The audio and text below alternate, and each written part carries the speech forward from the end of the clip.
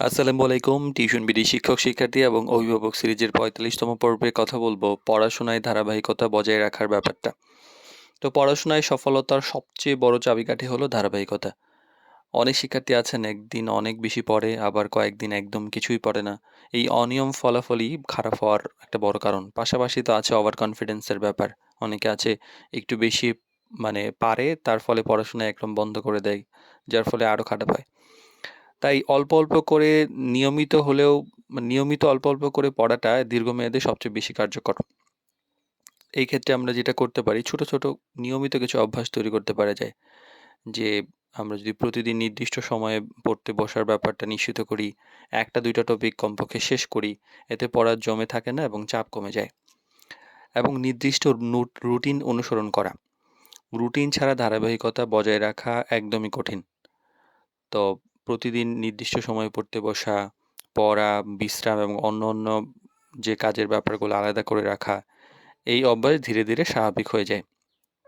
আর লক্ষ্য অনুযায়ী পরিকল্পনা করা। যদি লক্ষ্য পরিষ্কার থাকে তাহলে পড়াশোনায় ধারাবাহিকতা হয়। সাপ্তাহিক লক্ষ্য, একটা মাসিক লক্ষ্য, এভাবে পরীক্ষার আগে লক্ষ্যগুলো যদি কমপ্লিট করা যায় তাহলে পরীক্ষার সময় ভয়ভীতি থাকে না, চাপ থাকে না। বিরতি এবং বিশ্রাম গুরুত্বপূর্ণ। অতিরিক্ত চাপ নিয়ে দীর্ঘ সময় পড়াশোনা করলে ক্লান্তি আসে, তাই নির্দিষ্ট সময় পর পর ছোট ছোট বিরতি নেওয়া, পর্যাপ্ত ঘুম নিশ্চিত করা, এতে মনোযোগ ধরে রাখা সহজ হয়। আর গার্ডিয়ান এবং টিচারের সহযোগিতা থাকে, যে এই দুইটা কম্বিনেশন যদি হয় তাহলে গার্ডিয়ান যদি ফলো করে যে নিয়মিত পড়াশোনা করছে কিনা, এবং টিচার যদি নিয়মিত গাইড করে যে ঠিকমতো এই রুটিনটা ফলো হচ্ছে কিনা, তাহলে কিন্তু শিক্ষার্থীর এই ফলাফলটা আরও বেশি ভালো হয়।